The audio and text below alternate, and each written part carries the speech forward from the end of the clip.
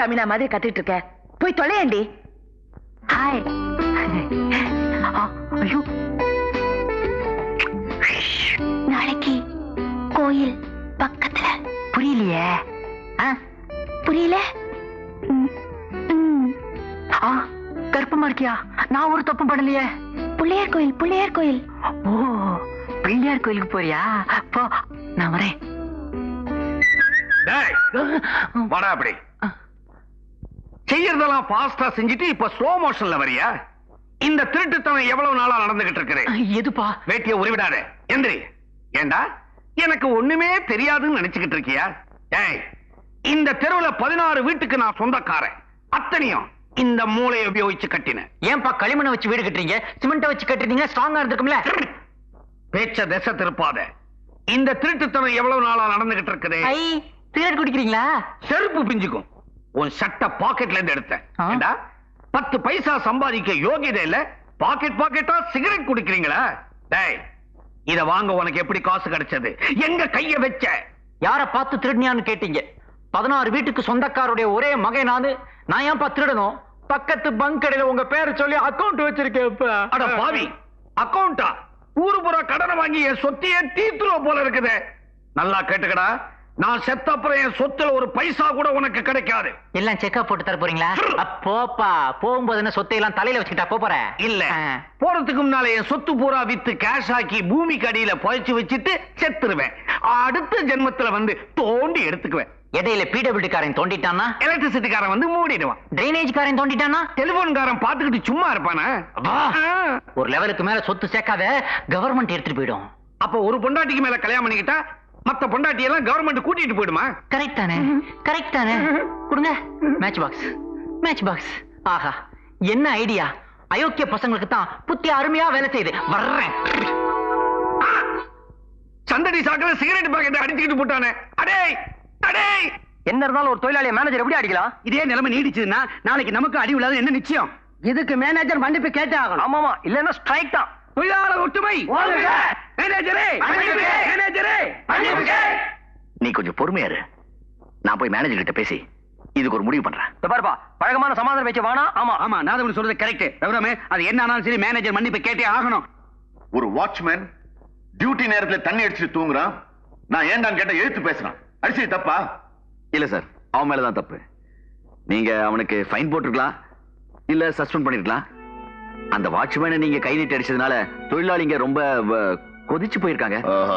இந்த நேரத்துல நான் எப்படி சார் அவங்க கிட்ட போய் நியாயம் கேட்க முடியும்? அதுக்கு என்ன செய்ய சொல்ற?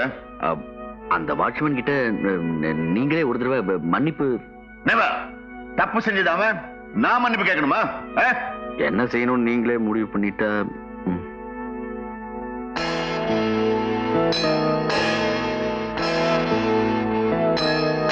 மேனேஜர் என்ன சொன்னா? மன்னிப்பு கேட்க மாட்டேங்கிறானா? அப்ப உடனே ஸ்ட்ரைக் ஆரம்பிச்சிட வேண்டியதுதான். தொழிலாளர் ஒற்றுமை. பரமசிவம், கொஞ்சம் பொறுமையா இரு. நாம இப்படி அடிக்கடி ஸ்ட்ரைக் பண்ணா ஜனங்களுக்கு நம்ம மேல உள்ள நல்ல அபிப்பிராயமே போயிடும். ஸ்ட்ரைக்குங்கிறது நம்ம கடைசியா பயன்படுத்த வேண்டிய ஆயுதம்.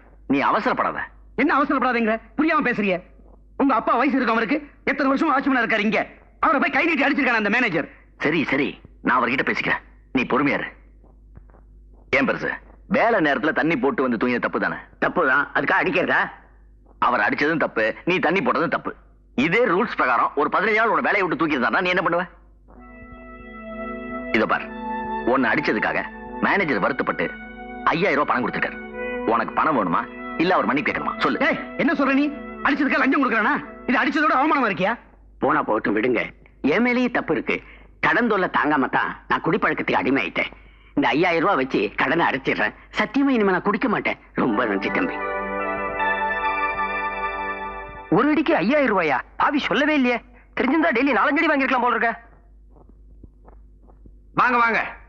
வீட்டை ஒரு தடவைக்கு 3 தடவையா நல்லா சுத்தி பாத்தீங்களா? நல்லா சுத்தி பார்த்தேன் சார். மேல பிடிச்சிருக்கா கீழே பிடிச்சிருக்கா? மாடியும் பிடிச்சிருக்கு, வீடும் பிடிச்சிருக்கு. நல்லா கேட்டுக்கங்க. நீங்க குடுத்தனம் வந்தா 3 விளக்குக்கு மேல எரியக்கூடாது, 3 பேருக்கு மேல தங்கக்கூடாது, ஆளுக்கு 3 குடம் தண்ணிக்கு மேல எடுக்க கூடாது. வாடகை 300 ரூபாய் 3ஆம் தேதிக்குள்ள கொடுத்துடணும். அட்வான்ஸ் 3000 ரூபாய்.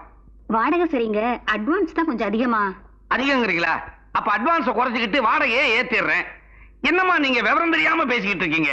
பாருங்க, ஒரு பைசா குறைக்க முடியாது. அப்போ நாளைக்கே நாங்க அட்வான்ஸோட வந்துடுறோங்க. கரெக்டா 3 மணிக்கு வந்துருங்க. வந்துடுங்க. வாங்க. போயிட்டு வரேங்க.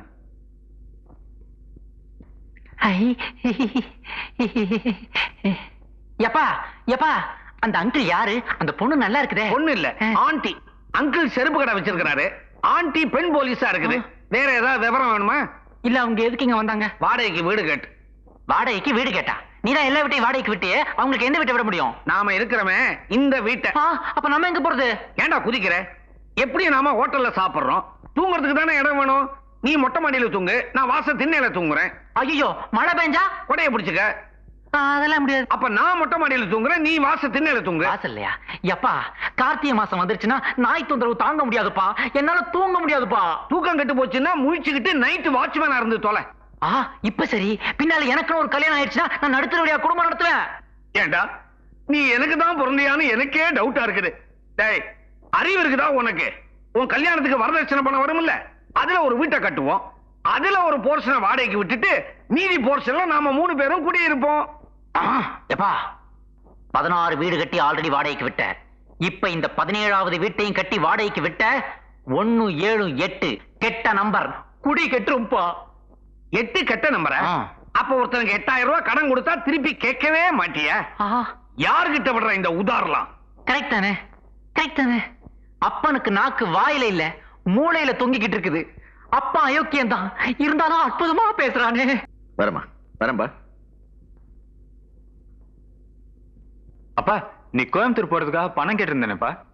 அடடே, இப்ப என்கிட்ட பணம் இல்லையப்பா. நேத்தே சொன்னேனப்பா இன்டர்வியூக்கு போகணும்னு. நானும் என் ஃப்ரெண்ட்ஸ் கிட்ட கேட்டு பார்த்தேன்.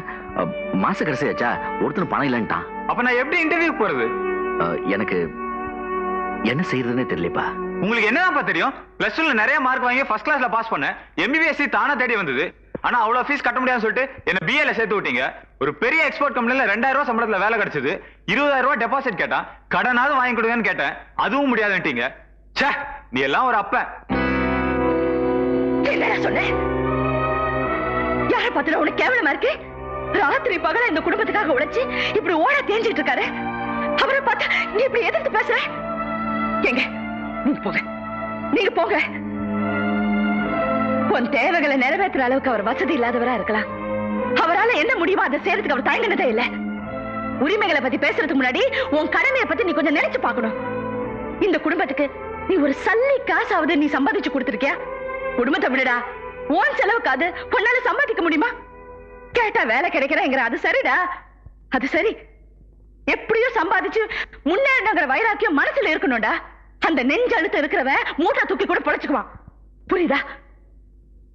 சரி, வந்து சாப்பிடு, வாடா. ரொம்ப தேங்க்ஸ்மா. உன் கீதா என் கண்ணை திறந்துடுச்சு. மூட்டை தூக்கியோ திருடியோ 4 காசு சம்பாரிச்சு கொண்டு வந்து கொடுத்துட்டு அப்புறம் இந்த வீட்டுல சாப்பிடுறேன்.